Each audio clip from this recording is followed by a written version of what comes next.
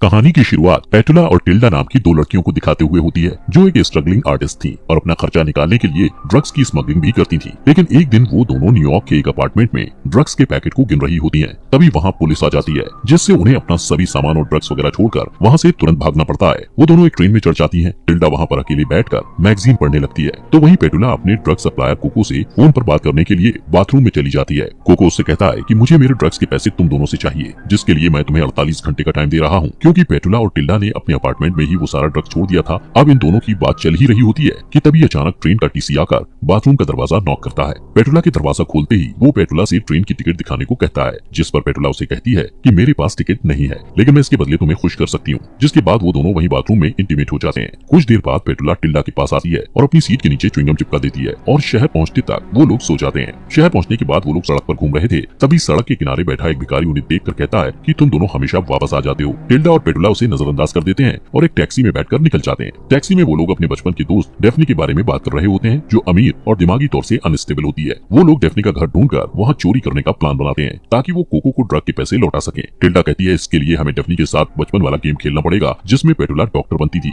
और tilde Daphne की बेटी का रोल प्ले करती थी। ये सुनकर पेटुला अपने बचपन को याद करने लगती है जब वो ये गेम खेलते थे। पेटुला को शुरू से ही वो गेम पसंद नहीं था, लेकिन इसके अलावा उनके पास कोई और रास्ता नहीं था, इसलिए वो टिल्डा से कहती है कि डेफनी जो भी कहेगी हमें वो सारी बातें माननी पड़ेगी। टिल्डा अपने दोस्त की बातों से सहमत नहीं थी, लेकिन कोई और ऑप्शन न होने की वजह से वो मान जाती है। इसके बाद सीन शिफ्ट होता है और डेफनी को अपने किचन में दिखाया जाता है जो बर्तन धोते हुए गुनगुना रही होती है। टिल्डा वहाँ आती है और उसे ऐसे मिलती है जैसे डेफनी उसकी माँ हो। डेफनी भी इस गेम को आगे बढ़ाते हुए टिल्डा से पूछती है कि आज तुम्हारा दिन कैसा गया। टिल्डा कहती है कि आज हमें स्कूल से जल्दी छुट्टी मिल गई और अब मुझे भूख लग रही है। डेफनी उसकी तरफ देखती है और फिर खाना बनाने लगती है। दूसरी तरफ पेटुला बाहर डॉक्टर बनके तैयार होती है। वो अपने सेल फोन को मेल बॉक्स में डाल देती है। इस गेम को खेलने के 3 रूल्स होते हैं। पहला, सबको गेम खेलना होगा। दूसरा, बाहर का कोई भी आदमी इस गेम में अलाउड नहीं होगा। और तीसरा, कोई भी इस गेम को बीच में छोड़कर नहीं जा सकता। सीन शिफ्ट होकर फिर से किचन में आ जाता है और डेफनी टिल्डा के लिए सैंडविच बनाकर सर्व करती है। तभी वो अचानक टिल्डा का हाथ पकड़कर कहती है कि तुम्हारे नाखून कटे हुए नहीं है और कितने गंदे हैं। डेफनी टिल्डा के दांत भी चेक करती है और कहती है कि डॉक्टर के पास चेकअप के लिए जाने से पहले तुम्हें ब्रश करना होगा। डेफनी जब वापस आती है तो टिल्डा को उसी पोजीशन में बैठा हुआ पाती है,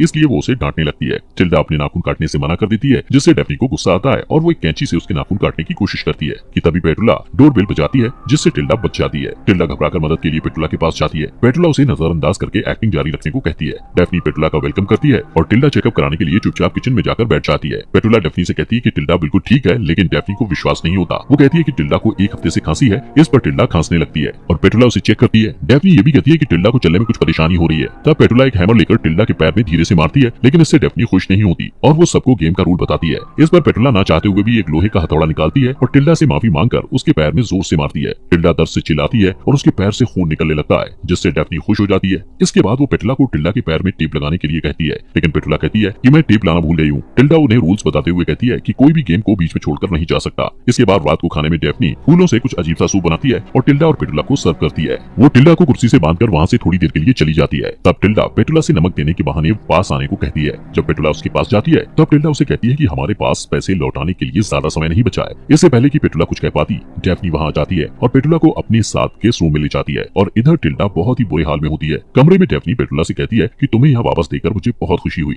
दूसरी तरफ टिल्डा को एक भ्रम होता है और वो खुद को एक आईने के सामने कंघी करते हुए देखती है। वो उसी भ्रम में डूबी हुई अपने खाने को लंबे समय तक घूरती रहती है। उस रात पेटुला को कमरे का दरवाजा खुलने की आवाज आती है और उसे महसूस होता है कि कोई उसके कमरे में झांक रहा है। वो समझती है कि वो टिल्डा होगी, इसलिए वो कमरे से बाहर निकलकर किचन में चली जाती है जहाँ उसे डेफनी दिखाई देती है जो नींद की दवाई लेने के लिए पानी का गिलास भर रही थी। पेटुला वहाँ से जाने ही वाली होती है कि तभी डेफनी चाकू लेकर उसे डराती है। डेफनी उसे मेल डॉक्टर समझ के उसे किस करती है और उसके साथ जबरदस्ती इंटीमेट होती है। अगले दिन टिल्डा उस मेल बॉक्स को तोड़ने की कोशिश करती है, लेकिन तभी पेटुला उसे रोककर कहती है उसे कोई रूल नहीं तोड़ना चाहिए वरना वो लोग पकड़े जा सकते हैं। फिर वो टिल्डा को बताती है कि रात को डेफनी ने उससे क्या करवाया था। वो दोनों इस बारे में बात करते हैं और हंसते हैं, लेकिन तभी टिल्डा कुछ अजीब सा बिहेव करने लगती है और उसे फिर से ड्रग्स की ओवरडोज की वजह से भ्रम होने लगता है। टिल्डा को अपने बचपन की एक बात याद आती है जब टिल्डा और डेफनी के बीच लड़ाई हो गई थी। टिल्डा को नशे में मजे करते देखकर पेटुला को जलन होती है, इसलिए वो भी ड्रग्स लेकर वहाँ से चली जाती है। टिल्डा को नशे में अपना बचपन दिखाई देता है जहाँ वो डेफनी के साथ गेम खेलने से मना कर देती है और दोनों के बीच लड़ाई हो जाती है। इस लड़ाई के बीच डेफनी को गलती से धक्का लगता है और वो ट्री हाउस से नीचे जमीन पर गिर जाती है।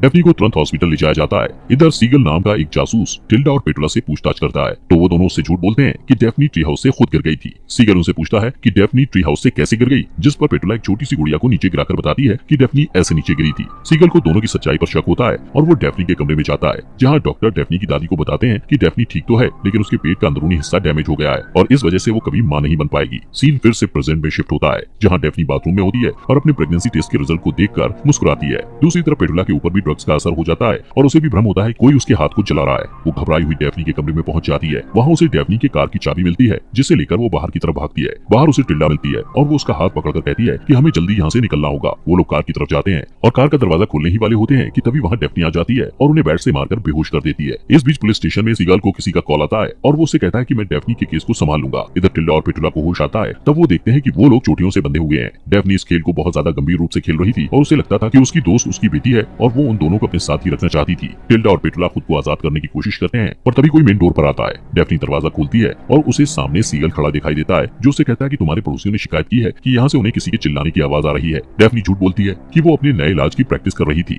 इस बात से सीगल को शक होता है और वो चारों तरफ नजर दौड़ाता है। वो देखता है कि डेफनी के घर की छत से वाटर लीक हो रहा है। इस बहाने से वो घर के अंदर आ जाता है और उसकी मौजूदगी से डेफनी परेशान हो जाती है। डेफनी उसे कहती है कि मैं अपने दादा दादी की मौत से अभी भी सदमे में हूँ, जिस पर सीगल भी शोक जताता है। इसके बाद सीगल जमीन में पड़ी हुई एक तस्वीर उठा लेता है जिसमें टिल्डा, पेटुला और डेफनी की फोटो होती है। वो उसे देखकर पूछता है कि क्या तुम अभी भी इनसे बात करती हो? तब डेफनी कहती है कि मेरे दादा दादी का कहना था कि मेरा टिल्डा और पेटुला के साथ रहना ठीक नहीं है और मुझ पर उनका बुरा असर पड़ सकता है, इसलिए मैंने उनसे दूरी बना ली। हालांकि वो अपने दादा दादी की बातें नहीं मानती थी और उसे लगता था कि टिल्डा और पेटुला जीनियस हैं। वो सीगल से ये भी कहती है कि टिल्डा और पेटुला के फरार होने के बाद दुनिया उन्हें याद करेगी। इस बात से सीगल का शक बढ़ जाता है क्योंकि टिल्डा और पेटुला को फरार हुए कुछ ही समय हुआ था और सरकार उन्हें ढूंढ रही थी। वो डेफनी से पूछता है कि तुम्हें टिल्डा और पेटुला के फरार होने के बारे में कैसे पता चला, क्योंकि ये खबर कोई नेशनल न्यूज नहीं है, इसलिए ऐसा नहीं हो सकता कि तुमने इसके बारे में कहीं पढ़ा हो। डेफनी के पास इस सवाल का कोई जवाब नहीं होता है, इसलिए वो चुप हो जाती है। तभी सीगल को ऊपर वाले कमरे से कुछ आवाजें आती हैं और वो ऊपर की तरफ जाने लगता है, पर डेफनी उसे रोककर कहती है कि पहले तुम मुझे सर्च वारंट दिखाओ। सीगल के पास सर्च वारंट नहीं होता। तब डेफनी कहती है कि तुम यहाँ से जा सकते हो। सीगल के पास और कोई रास्ता नहीं था, इसलिए वो जाने लगता है, पर जाने से पहले डेफनी को कहता है कि टिल्डा और पेटुला भागे हुए क्रिमिनल्स हैं। उसके जाते ही डेफनी घर के सभी रास्तों को बंद कर देती है। दूसरी तरफ टिल्डा और पेटुला को अभी तक घर की तिजोरी नहीं मिली थी।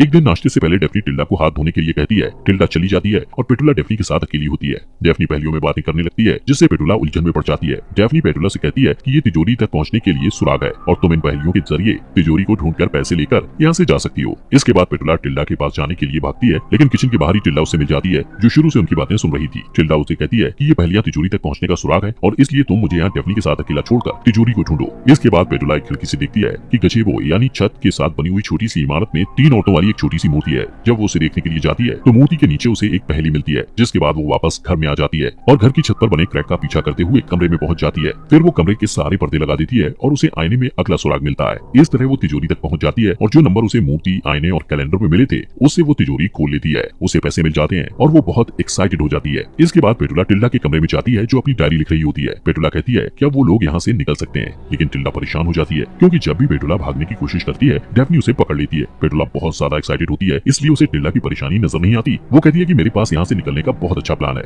उस रात पेटुला और टिल्डा अपना सामान लेकर डेफनी के घर से निकल जाते हैं और किसी से लिफ्ट लेने की कोशिश करते हैं, लेकिन कोई भी वहाँ नहीं रुकता। पेटुला को गुस्सा आता है और वो टिल्डा पर चिल्लाकर कहती है कि तुम मेरी बिल्कुल मदद नहीं कर रही हो। इस बात पर दोनों के बीच बहस शुरू हो जाती है और इस बीच डेफनी वहाँ आकर पेटुला को कार से टक्कर मार देती है। कुछ समय बाद पेटुला को होश आता है और वो खुद को व्हील चेयर में बंधा हुआ पाती है। यहाँ पता चलता है कि डेफनी उसे यहाँ से जाने नहीं देना चाहती थी। डेफनी पेटुला को एक कमरे में लेकर जाती है और टिल्डा को एक पिंजरे में बंद कर देती है। वो पेटुला से कहती है कि मुझे अचानक याद आया कि कैसे मैंने अपने दादा दादी को जहर देकर मार दिया था, क्योंकि वो मुझे केयर टेकर रखने के लिए बार बार फोर्स कर रहे थे, जिससे मैं परेशान हो गई थी। उन दोनों को सजा देने से पहले वो पेटुला को एक डरावनी सी मुस्कान के साथ देखती है, जिसे देखकर टिल्डा डर जाती है। इस बीच वो भिखारी जो टिल्डा और पेटुला से पहले मिल चुका था सीगल के पास जाता है और उसे कहता है कि मैंने टिल्डा और पेटुला को कल देखा था। इस दौरान डेफनी टिल्डा और पेटुला को कहती है कि अब तुम लोग यहाँ से जा सकते हो, लेकिन पुलिस तुम्हें ढूंढ रही है। फिर वो उनका मजाक उड़ाते हुए कहती है कि तुम्हारे शरीर के निशान की वजह से सरकार तुम्हें पहचान भी नहीं पाएगी। लेकिन अचानक डेफनी को गुस्सा आ जाता है और वो दोनों को अपने बच्चे के लिए कमरा साफ करने को कहती है। टिल्डा उसे सच्चाई बताते हुए कहती है कि तुम प्रेग्नेंट नहीं हो क्योंकि तुम मां नहीं बन सकती हो, पर डेफनी कहती है कि मैं बच्चे को अपने पेट में लात मारते हुए महसूस कर सकती हूँ। टिल्डा उससे पूछती है कि तुम्हारे बच्चे का बाप कौन है? डेफनी कहती है कि डॉक्टर इसका बाप है। ये सुनकर टिल्डा अपनी हंसी पर काबू नहीं कर पाती, लेकिन पेटुला एक्टिंग करते हुए डेफनी को कहती है कि तुम्हारे बच्चे का इस दुनिया में आने का टाइम हो गया है, इसलिए तुम्हें ऑपरेशन की जरूरत है। इसके बाद वो दोनों डेफनी को मेडिकल रूम में ले जाकर मेडिकल टूल से उसकी जान लेने की कोशिश करते हैं, लेकिन तभी वहाँ सीगल पहुंच जाता है और टिल्डा और पेटुला को रोकते हुए अपने हाथ सिर के पीछे करके खड़े रहने के लिए कहता है। लेकिन तभी डेफनी उठ जाती है और सीगल पर पीछे से वार कर देती है और टिल्डा भी उसे मारने लगती है, जबकि पेटुला खून से लथपथ सीगल को हाथ लगाने से मना कर देती है और एक हथौड़े से उसे मार देती है। इसके बाद वो लोग सीगल की बॉडी को डेफनी के बगीचे में गाड़ देते हैं और उसकी कार को तालाब में डुबो देते हैं।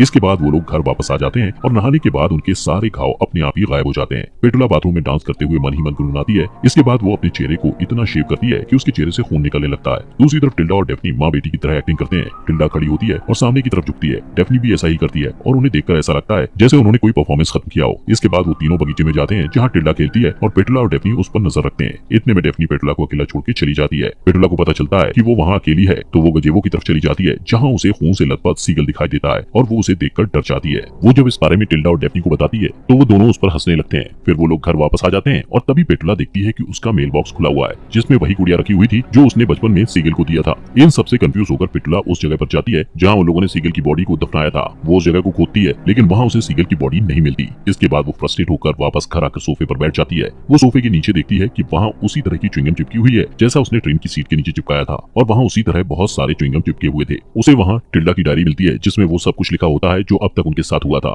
तभी वहाँ डेफनी आ जाती है और कहती है कि अच्छा हुआ जो तुम्हें ये डायरी मिल गई, शायद अब तुम ये गेम छोड़कर भागोगी। वो कहती है कि तुम हमेशा गेम्स छोड़कर चली जाती हो और जब वापस आती हो तो तुम्हें कुछ भी याद नहीं रहता। डेफनी उसे अपने हाथ देखने को कहती है जिसमें कुछ निशान होते हैं जो ये बताते हैं कि हर बार गेम छोड़कर जाने पर उसके हाथ पर एक निशान बनाया गया था। पेटुला डरकर टिल्डा से मदद मांगती है जो उसे बताती है कि ट्रेन वाली घटना से लेकर अभी तक जो कुछ भी हुआ है वो असली नहीं बल्कि गेम का ही हिस्सा था। पेटुला रोने लगती है और टिल्डा उससे कहती है कि हमें ये घर छोड़कर जाने की कोई जरूरत नहीं है क्योंकि हमें जिन चीजों की जरूरत है वो सब कुछ यहाँ पर है। यहाँ सच का खुलासा होता है और टिल्डा पेटुला की तरफ हाथ बढ़ाती है जिसे पेटुला थाम लेती है। इसके बाद एक ट्रेन वाले खिलौने को दिखाया जाता है जो वही ट्रेन होती है जिसमें टिल्डा और पेटुला बैठे थे। उन तीनों को पेंटिंग करना भी बहुत पसंद होता है और वो सीगल की ड्राइंग बनाकर उसे इमेजिन करते हैं। इसका मतलब सीगल नाम का कोई जासूस असलियत में नहीं था। इसके बाद वो तीनों खुदकुशी करने का फैसला करते हैं। कोई अपनी कलाई की नस काटकर, कोई छत से लटक कर तो कोई जहर खाकर अपनी जान दे देता है। लेकिन ये सभी उनके गेम का ही हिस्सा होता है जहाँ उनके गेम का दूसरा राउंड खत्म होता है। सीन फिर से शिफ्ट होता है और एक बूढ़ी डेफनी को दिखाया जाता है जो गुनगुनाते हुए बर्तन धो रही होती है कि तभी कोई झुर्रियों वाला हाथ डोरबेल बजाता है। टिल्डा वहाँ आती है और डेफनी से ऐसे मिलती है जैसे वो उसकी माँ हो।